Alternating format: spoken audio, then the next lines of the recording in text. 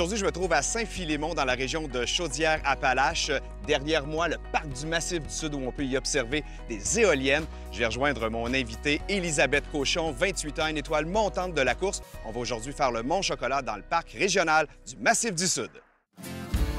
Mon nom est Alexis, passionné de rando.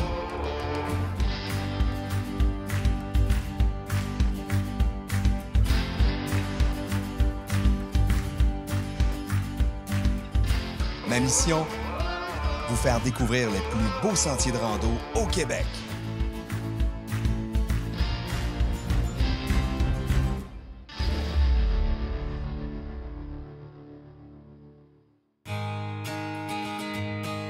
Quand j'arrive dans la région de Chaudière-Appalaches, je comprends tout de suite que son terrain de jeu grandeur nature va m'inviter à bouger. J'ai la possibilité de goûter des produits d'ici, de visiter des lieux exceptionnels et surtout de rencontrer des gens passionnés. La région offre le meilleur des deux mondes. On peut vivre à la fois un contact privilégié avec le fleuve Saint-Laurent sur plus de 200 km et s'imprégner de la nature grâce aux Appalaches, aux lacs et aux vallées de la Chaudière et des Etchemins. Je vous invite à découvrir la destination week-end au Québec.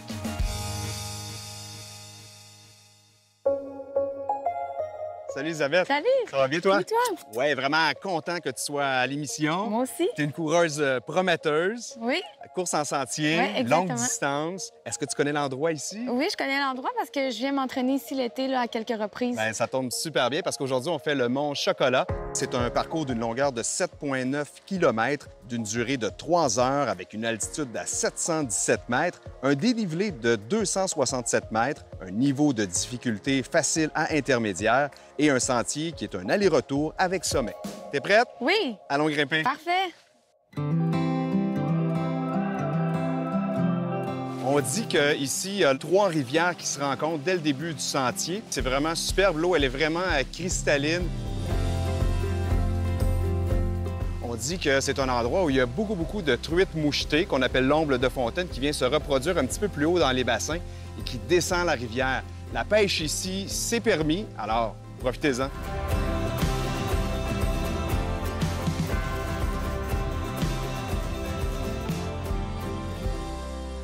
Elisabeth, on dit de toi que tu es une étoile montante de la course en sentier. Tu as commencé comment? C'est quoi tes Dans le premières fond, courses? ça a vraiment commencé avec le 28 km entre elles de l'événement Arikana, Ultra Trail Arikana. Ça a commencé comme ça, avec des amis. C'est pas mal toute notre première expérience de trail. Ouais. On a tous vraiment aimé ça. Ça a été vraiment le fun. Puis, dans le fond, après ça, en 2015, j'ai augmenté ma distance. J'ai fait le 65 km.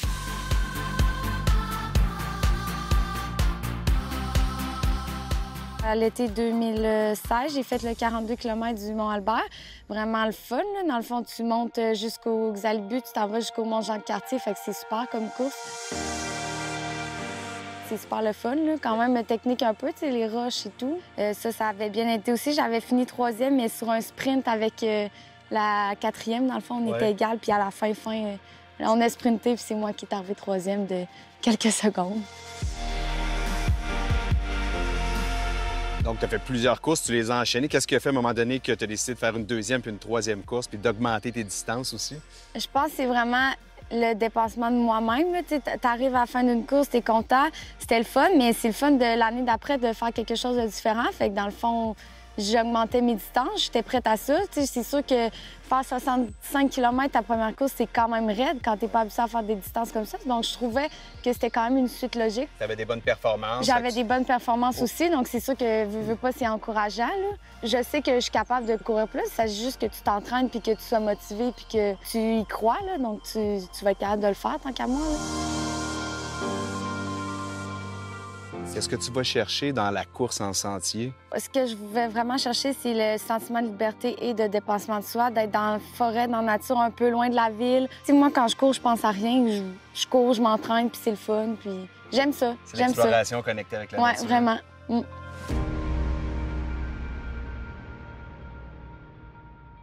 Ce segment est une présentation des magasins Sale. Avec le plus grand choix de vêtements et d'équipements au meilleur prix, vos histoires de plein air ne seront plus jamais les mêmes. Toute bonne histoire commence chez Sale. Dans l'émission aujourd'hui, les conseillers de chez Sail nous proposent de tester pour vous le matelas de sol ultralight de la compagnie Sea to Summit.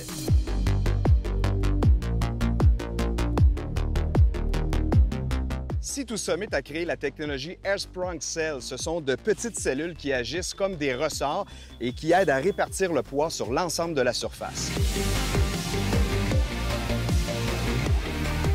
Ce n'est pas un matelas autogonflant, mais il vient avec un sac pompe. On le regarde sous toutes ses coutures et on le teste avec notre invitée, Elisabeth Cochon.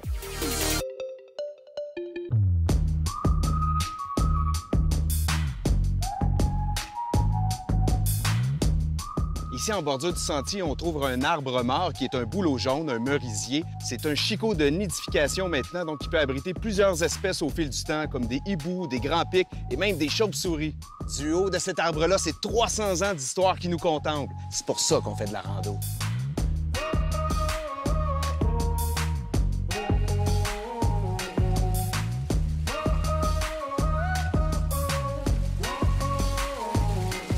Ce qui est vraiment intéressant en période estivale, c'est de longer un ruisseau comme celui-là où on peut s'abreuver, mais aussi se rafraîchir.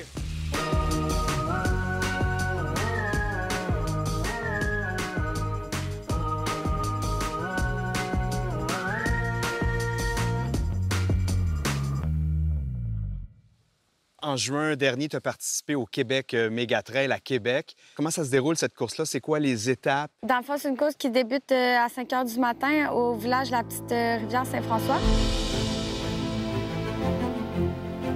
Pour aller monter le massif de Charlevoix, qui est une montagne de ski d'hiver quand même assez connue. C'est vraiment une belle course là, parce que tu fais tout le sentier des Caps pour te rendre jusqu'au Mont-Sainte-Anne, puis tu passes par plusieurs sentiers qui sont très différents et quand même assez techniques. Il faut monter 1,5 fois le Mont-Sainte-Anne.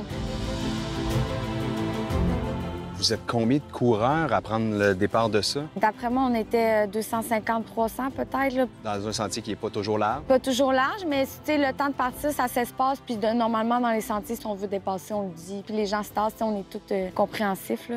Ça rentre dans les jambes. Tu as 80 kilos déjà de fait et tu dois monter. Là. Ça a été un petit peu plus difficile là, parce qu'à moitié parcours, je me suis mis à avoir mal là, dans ma hanche et dans ma cuisse. Donc là, c'était de trouver l'énergie puis de continuer à pousser le plus que je pouvais malgré la douleur. Puis je savais qu'il m'en restait quand même la moitié. Là. Dans une course, les douleurs aux orteils, moi, c'est quasiment tout le temps présent. Je veux dire, on se cogne les orteils, on devient un petit peu les pieds enflés, ce qui n'est pas nécessairement évident, mais c'est pas des douleurs qui vont rester après. Là.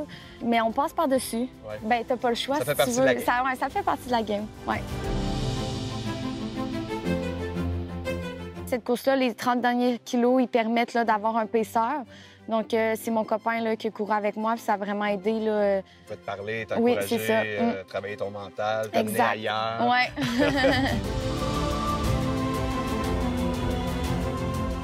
Donc, c'est quand même une grosse organisation logistique. Ah oui, il y a toujours tout ce qu'il faut. Les bénévoles sont super. Il y a des physios ravitaux. Fait que, si tu as des blessures, des choses comme ça, c'est pas inquiétant. Donc, je comprends que c'est une course que tu vas refaire. Et oui.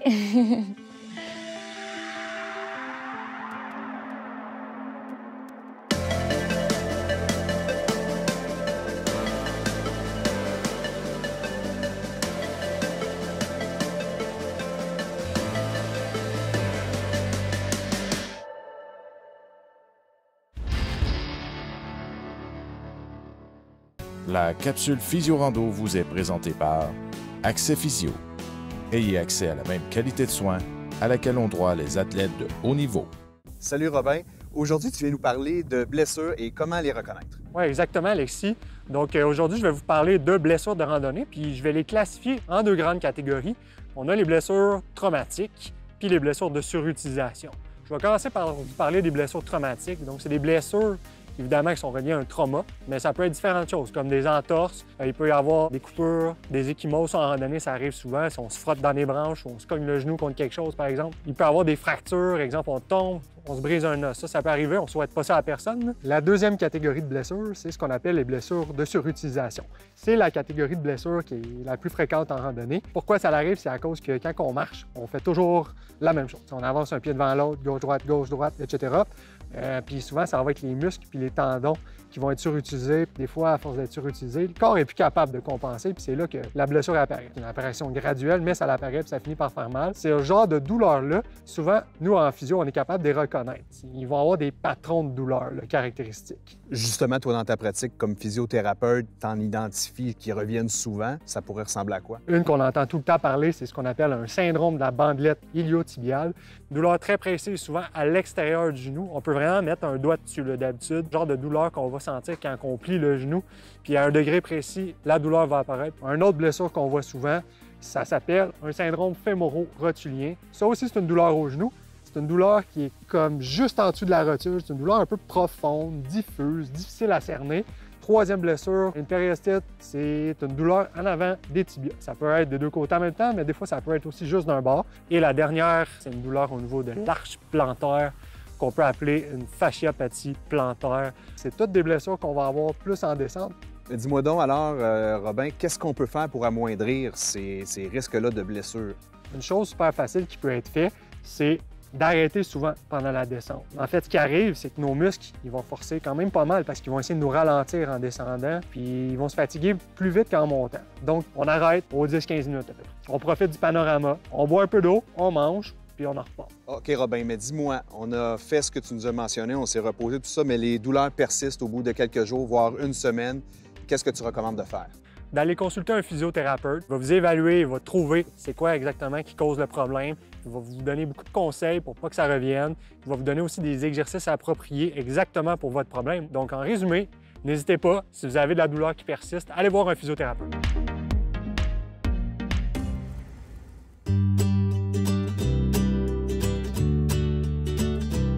Lorsque vous empruntez le sentier du Mont-Chocolat, arrivé à mi-parcours, un petit peu à l'écart, vous avez le refuge derrière nous, le refuge du milieu, qui est un endroit idéal pour faire la pause. C'est un endroit aussi où se croisent plusieurs sentiers multifonctionnels, entre autres pour le vélo et la randonnée l'été, mais aussi pour le ski et la raquette l'hiver.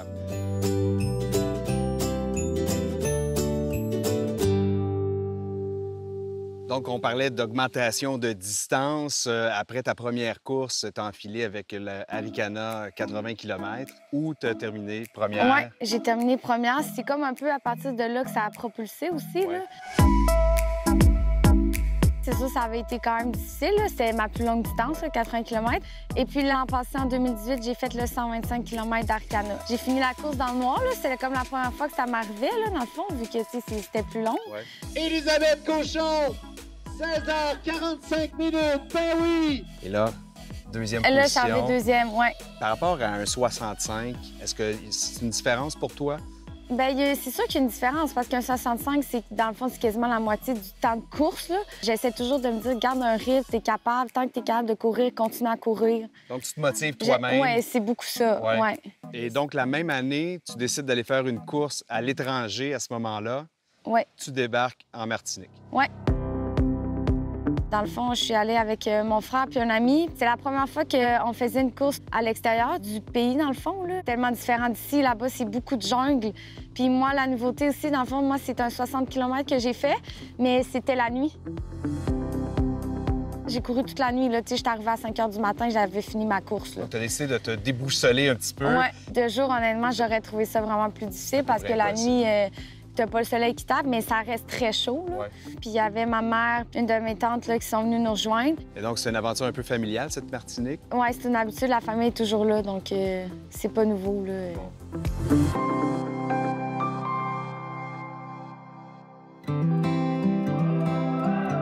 Je me trouve actuellement dans la région de Chaudière-Appalaches, une destination week-end incroyable où il y a une multitude d'activités qu'on peut réaliser, comme le vélo, entre autres sur le bord du fleuve, mais aussi ici sur la cycloroute de Bellechasse où je me trouve avec 74 km de sentiers, entre autres en pleine nature, mais aussi avec des portions qui passent dans de beaux petits villages, ce que je m'en vais aussi découvrir aujourd'hui.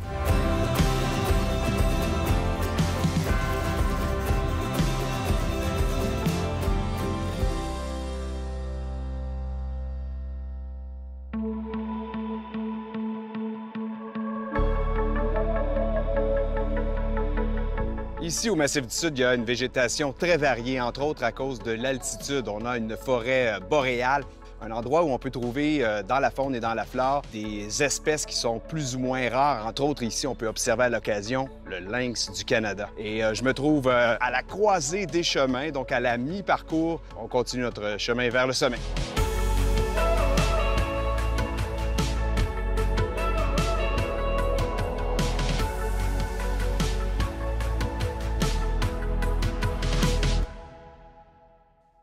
On sait que la famille, c'est important pour toi. C'est un peu ton inspiration. Oui, exactement. Dans le fond, je suis proche de mes parents puis de mon frère depuis que je suis née, dans le fond. Là. À 2 ans, nos parents ils nous avaient déjà mis sur nos skis, puis on a fait beaucoup de voyages de camping. Puis c'est ça, on a fait tout le Canada, d'est en ouest. On a fait quand même beaucoup d'ouest américain. Dans l'Ouest canadien, on a fait beaucoup de randonnées. Puis maintenant aussi, quand je voyage encore, je fais beaucoup de randonnées. On est allé en Corse à l'automne passé. On a fait beaucoup de randonnées aussi. L'esprit plein air est là depuis que je suis née, donc c'est pas difficile de poursuivre ça maintenant, dans le fond.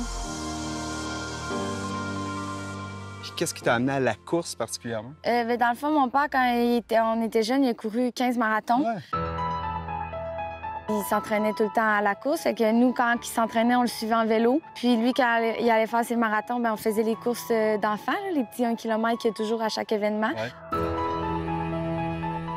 Puis de fil en aiguille, on s'est mis, en vieillissant, on s'est mis à courir. Fait que j'ai toujours couru un peu, mais c'est vraiment là, en 2014 là, que le trail a commencé. Donc, ton père aujourd'hui est retraité de la course en quelque sorte. Et là, ton frère a pris la relève. C'est un peu lui, plus récemment, qui t'a influencé.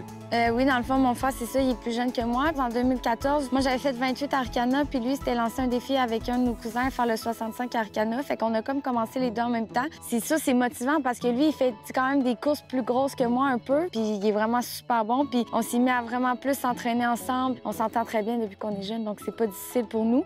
Puis c'est ça, on a comme fondé la Team Cochon, là, en tout cas sur les réseaux sociaux, Instagram, Facebook. On écrit nos courses, nos performances, nos entraînements. Puis je pense que les gens aiment beaucoup le fait que, tu sais, c'est justement, c'est simple, familial. Puis, tu sais, là, je parle de mon frère, mais on a plein de, tu sais, on est dans un monde que nos amis, c'est des coureurs. Ma mère et mon père sont toujours là. C'est un peu comme votre équipe de soutien. Oui, c'est ça, exactement. C'est l'équipe de soutien. On a besoin d'eux dans les ravitaux. Puis on se fie un peu sur lui pour des conseils, surtout avant les courses. Puis ils sont fiers de nous, là. Donc, c'est la suite logique des choses, si on peut dire ça comme ça.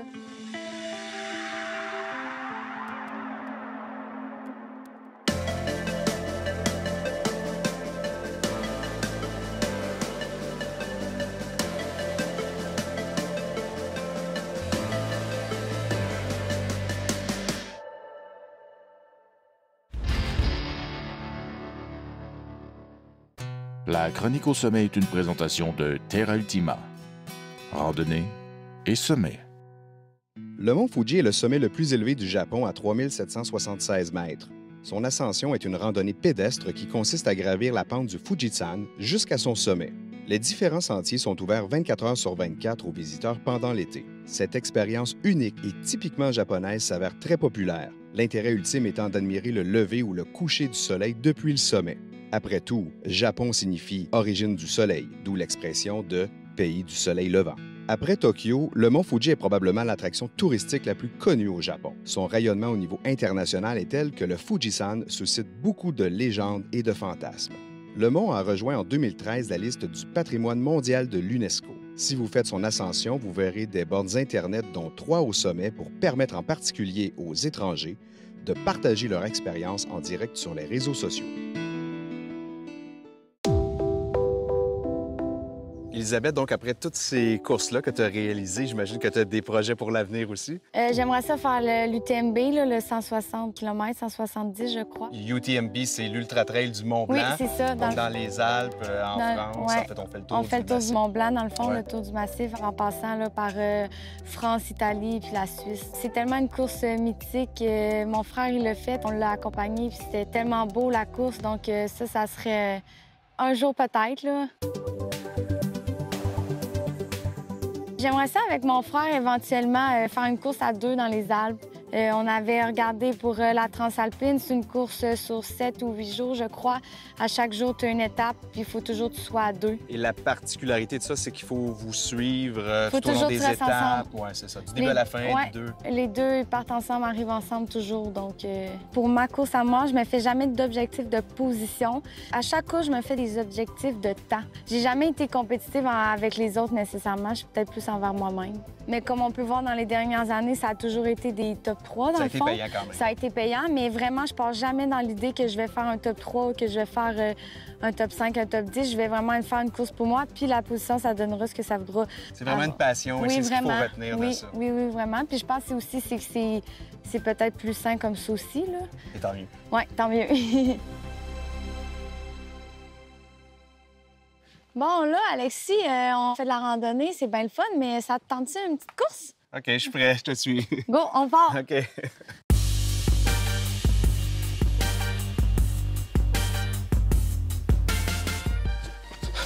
Il était temps? Le paysage défile pas mal plus vite, hein?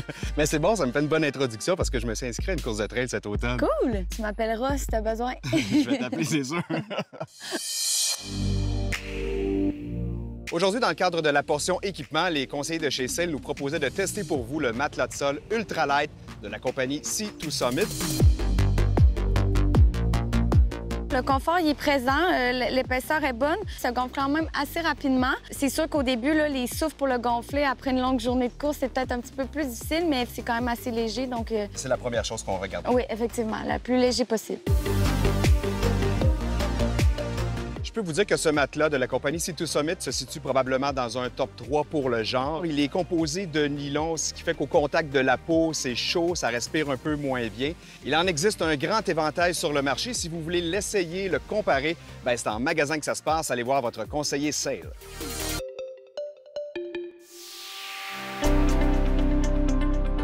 Alors, on est à quelques mètres du sommet maintenant, Elisabeth. On arrive ici à ce belvédère où on a une magnifique vue du côté ouest de la montagne, les dernières collines du massif et derrière les plaines qui s'étendent jusqu'à la ville de Québec. On peut voir en bas le développement immobilier et la montagne de ski, le Massif du Sud.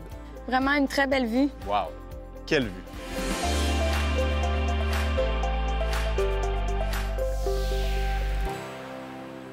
Alors, on arrive au sommet du mont Chocolat. Combien de mètres? 717. Et une des particularités ici, c'est qu'on n'a pas de panorama. Donc, on va devoir redescendre un petit peu pour aller voir l'horizon à partir du point le plus élevé ici où on a une ouverture.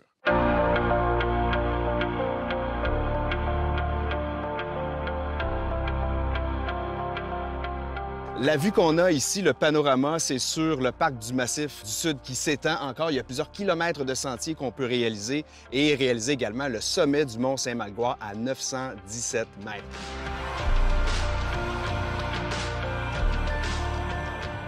Elisabeth, qu'est-ce que tu as pensé du sentier aujourd'hui?